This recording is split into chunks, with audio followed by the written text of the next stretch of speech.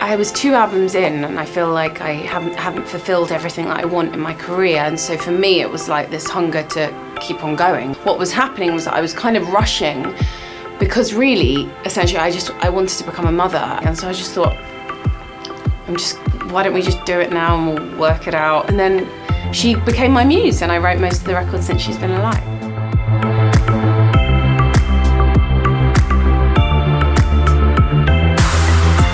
So Midnight, I felt, was good to start the album with. It was the first song we put out. It's got a kind of enchanting aspect to the intro, and I start with this kind of softness that maybe is reminiscent of Tough Love, my second record, and then it just goes slap bang into that chorus, and it's like, bang, okay, cool. There's a new confidence, there's like a new way of singing. I'm really proud of the kind of vocal performance on that, but it was due to the people that I worked with on it. I would never have had the confidence to write that chorus myself, I don't think. So thank goodness for Jordan and Kia, Victoria and Bastian, who I worked with it on. Thinking About You is a song I wrote with Kid Harpoon, who I wrote Wildest Moments with on the first record. I'm very obsessed with making kind of waltzy songs, and I do a lot of them. So I had this idea that I wanted to I was listening to lots of Cocteau Twins, and I kind of wanted this kind of like guitar that had a bit of kind of a grunge thing to it. But I was in this place where I was going to work on my music and leaving my daughter. You know, I'm going away from her and writing songs, and I felt like it was this real battle with me about feeling like this job is quite indulgent and like maybe I should just be being a mum. And then I was like, oh, it's just this basically mother's guilt, and this song is about kind of having this tension between loving what I do but also loving being a mother and being a bit torn. And you know what, she really likes the song. Like, my husband's played it to her a lot of times. Well, like, we've played it to her a few times, and she really likes. She's a big dancer, but she really likes it, so that's good. I feel really lucky that I have this song that I can give her when she's older and be like, that was about you, and thank you, because it's one of my favourite songs. Stay Awake, Wait For Me, I wrote with some incredible new friends. Stint, who's a producer and writer, and Shun, and Danny Parker, and we met in Los Angeles, but then we got on so well that I kind of brought them over to London, and we just had the best week. And this was actually the second to last song we wrote for the record. It's another waltz, and it has this completely like over-the-top trumpet solo. Actually, is it a saxophone? I can't remember. God, that's not very good, is it? But it's sexy, it's intimate, it's late night, it's inviting. And I was listening to loads of Childish Gambino at the time. I can't say that, Childish Gambino. And I wanted to really play with vocals, lots of vocals, but having this really intimate quality. Your Domino I also wrote with Stint, Shun and Danny, and that was the last track we wrote for the record, and I just felt like I needed like an injection of like energy and upbeatness. I'm not very good at doing upbeat. I thought about my crowd, and I see how well my song If You're Never Gonna Move goes down when I play it, and I think people want that energy when they're at a festival, when they're in a show. So that was for the fans, for them to kind of keep upbeat, and it was really fun. And I was listening to lots of Little Dragon. It's one that's not supposed to be taken too seriously, but it's just a kind of a bit of an escape. Alone is a song I wrote with Kid Harpoon and Sarah Aarons. Sarah Aarons wrote Stay, the Zed and Alicia Cara song, and she's like this really confident Australian girl who's much younger than me, and I'm a bit scared of her. And Kid Harpoon was desperate for us to work together. He thought we could make a great song. His wife, Jenny, was about to go into labour. She was really, really pregnant. We were at his house, and he begged her. He said, Jenny, please, whatever you do, please just don't have the baby until we've done this session. She had the baby the next day, like in the middle of the night that night. So we finished the session, wrote Alone, which was a joy to write, and Jenny had the baby. So yeah, it's a special one because it just like brings us back to that time. You know, we'd written this beautiful song, and then the next day there's a baby that's been born. Kindly, Fox stayed away until we wrote the song. Selfish Love is a song that I wrote with probably the most amount of people I've ever written with, but didn't feel like too many cooks in the kitchen. I was working with Benny Blanco, in LA. We were really struggling in the studio. There was like nothing coming. It was one of them days I was like, God, I haven't got it anymore. I've become a mother and I just can't write a song. And I was with incredible people, and I think I was putting loads of pressure onto myself. So Benny was like, whipped out his phone. He was like, hey, me and Ryan started this thing like a week ago. Do you want to listen to it? And it was literally Ryan singing like the chorus. And I was like, I love it. It reminds me of Sade. It reminds me of D'Angelo, Really Love. And I was just like, can we work on it? So we kind of built this thing around this amazing chorus. I love it because it really reminds me of, I don't know, like, do you know Manu Chao? Like, he's really amazing, but it's got this kind of Latin American thing about it. I wanted to do this completely over the top intro. We got strings. I got my my producer from the first record, David Kumi, to do amazing Spanish guitar. I've got some of the best musicians on that song, and I'm really proud of it, and it's really fun to perform live. First Time is the first track that I wrote this year, 2017, and it was after having a conversation with Benny Blanco, where he'd listened to some of my stuff, other stuff that I've been writing, and I was kind of really pushing on him. I was like, this is like going to be on the record. He was like, this doesn't sound like you. He said, no, I don't get it. And why aren't you doing what you used to do? And I think I thought that nobody really wanted to hear the kind of devotion aspect to me. That's my first record. And he was the person that reminded me that actually that was something that brought him in and drew him into wanting to work with me. So I just kind of went back to the drawing board, and I made this decision that when I was going into these studio, like my sessions in the new year, that I wasn't going to just try to appease people that I thought had more success in the charts than me, therefore I must listen to what they're saying. I respect everything that people say, but I think I'm the artist and I needed to remember who I was and what I could bring to the table. So, first session back, I went in with Star Smith and James Newman, who is John Newman, the singer's brother, who's an amazing songwriter. We'd never worked together, and he had this kind of these chords, and he had a beat that was really fast, and we wrote the chorus and we wrote the song, but to be honest, I thought that the beat sounded really naff. And the next day we came in and we listened back to it, and I was like, could we just try it half-time, because that's what I do, because I can't make upbeat tracks.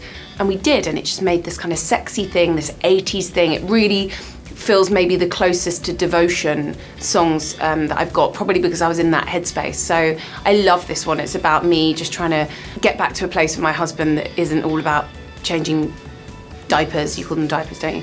And sick and vomit and like, you know, having no sleep. This is about trying to like get that romance back. So yeah, Hearts is a song that I wrote when I was pregnant in Los Angeles with the wonderful Julia Michaels and 2 Inch Punch and Benny Blanco. I've worked with Julia before in New York, and we got a song that I really liked, but it didn't make the record, but I knew that we had this thing, we had this chemistry that I trusted her entirely, and I love the words that she comes out with, and we just could kind of really riff off each other. And that was around the time when she was like, I'm never going to be an artist. I don't want to be an artist. How things have changed, Julia.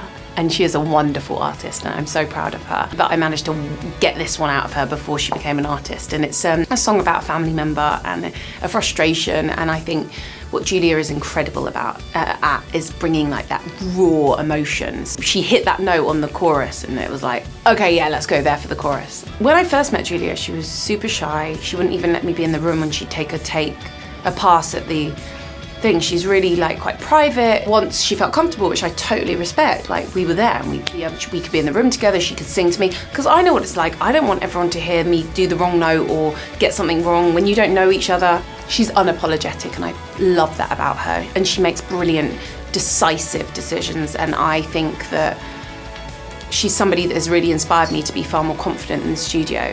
The majority of the time you're working with men, which is great and fine, but there is something really wonderful about having a woman in the room, and Shun is an incredible songwriter. She wrote a song for Little Mix called Touch, and then like Sarah Aarons, Julia Michaels, and these strong, confident women. And you know, I've not always been the most confident in studio sessions.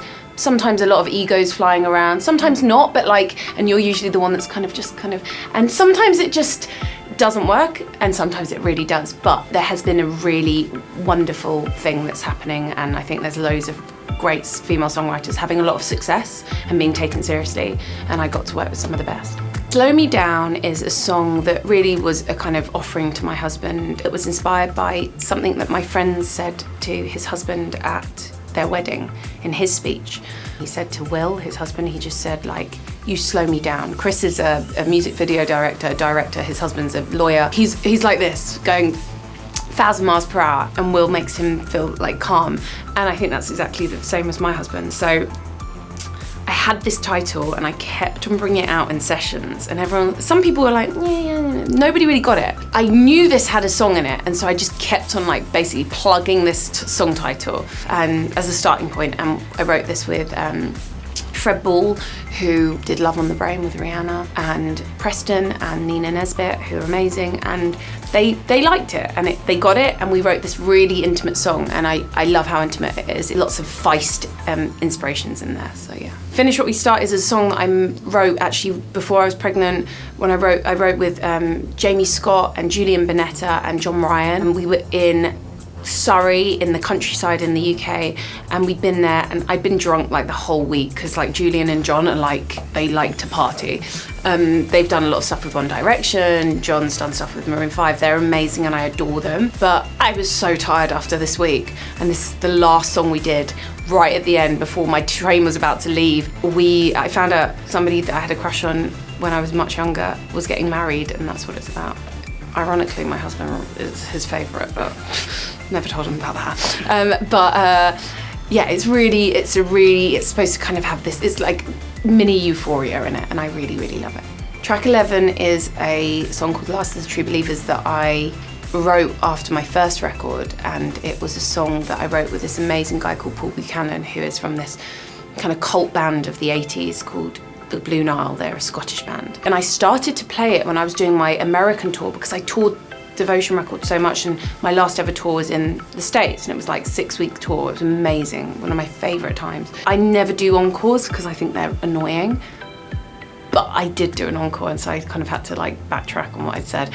But I don't think we went off stage though, because I think that's naff. We had a demo, we didn't do how the demo, we kind of learnt it, and I felt like I was in a real band. I didn't feel like I was like governed, like dictated by the album track.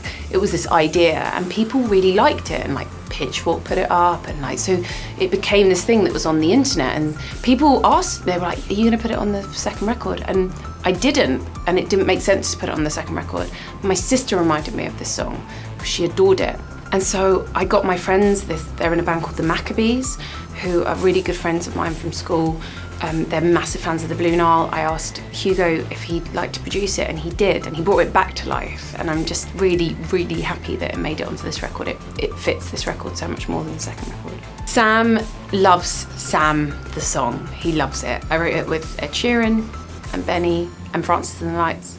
And it's about me waiting to be a mother and not knowing what that's gonna be like, and reminiscing about my own childhood. I was worried people would think this song was really saccharine, and I thought that it was going to be a Marmite. Do you know what Marmite is? It's like yeast extract that Brits eat on toast. But some people love it, and their slogan is like, you either love it or you hate it. I love it. Loads of people hate it. So I thought this song was going to be like Marmite, and people were either going to really like it or really be like, that is so like sickly sweet. But I kind of didn't care, because I was like, this song is about a time, documenting a time that I am waiting to be a mum. My baby's gonna hear this, my husband's gonna hear it, and it will make total sense. And it was really supposed to be this quite small track that was an offering to my husband. And what's happened is this song has resonated in a way that I was really unsure if it would. I started playing it in my shows, and I was asking people to put their cameras away, because I was playing Say You Love Me and then Into Sam, and I just kind of wanted people to like listen. And what happened was people really did listen, because they didn't have a bloody phone like that. And I was like seeing the first time I sung it, like people crying in the audience. I don't know, it did something to them, and it seems to be doing something, and it's striking a chord with people, and I'm really happy it is. There's a line in the chorus which refers to my mum and dad's relationship. My parents split up. It happens to a lot of people. It's not very nice, but it happened, and it wasn't a very nice breakup, but whatever. He's a nice man, and he's a good grandfather, and he's not happy about the song. He gave me a text on Friday, and he was like, been meaning to chat to you about that. I didn't invite him to any of the London shows, kind of avoided, didn't tell him when the album was out. People have talked to him. I'm in trouble. Ed was like, if it makes you feel uncomfortable, just go for it. And I think maybe that's why this has kind of struck a chord with people, because I've shown a bit more of myself. I wasn't really prepared to do before. It's a weird one because I know I've pissed him off, but made a lot of other people really happy, so. Till the End is a song that am I allowed to say this? I wish I'd never given away to a movie. I didn't want to, I wanted to open my album with this song. I'm really happy it was on, I'm not so happy. It was a pleasure to be in the movie, but annoyingly I felt like maybe it couldn't really open the record anymore, but I still wanted it to live amongst this album because it was a really important song to me. So that's why it's on the deluxe. Love to Love is really catchy. It's got this like hypnotic chorus. Love to love to love to love. I wrote it with Danny, Shun and Stint. It's Sam Smith's favourite. He texted me, I was like, babe, that's on the deluxe. What do you like on the record? And he was like, love it, babe. It's like only playing that one. I was like, okay, cool. Maybe I should have put it on the record, I don't know. I'm in two minds. Maybe I should have put it on the record. I guess people still get to hear it, so it's deluxe. It's extra special. Hey guys, thanks for watching. Make sure to subscribe for more videos from your favorite artist. And while you're here, check out these other videos.